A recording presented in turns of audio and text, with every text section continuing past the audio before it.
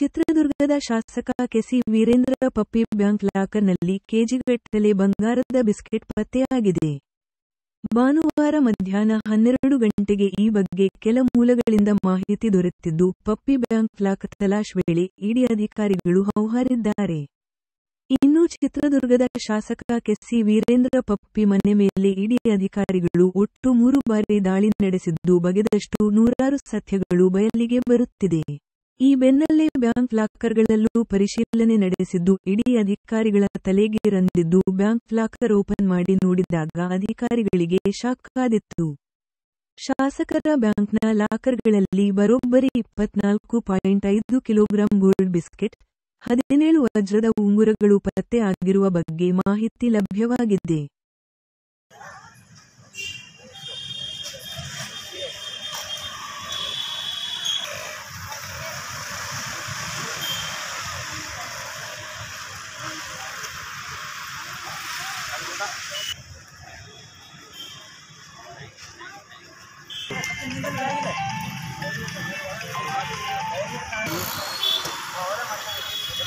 ಹೆಂಗ್ ಮಾಡಿ ಸಾಲಿಲ್ಲ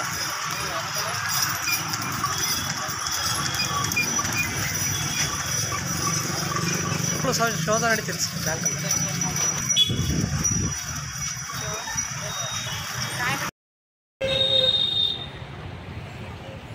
ಇವರು ಸೆಕ್ಯೂರಿಟಿ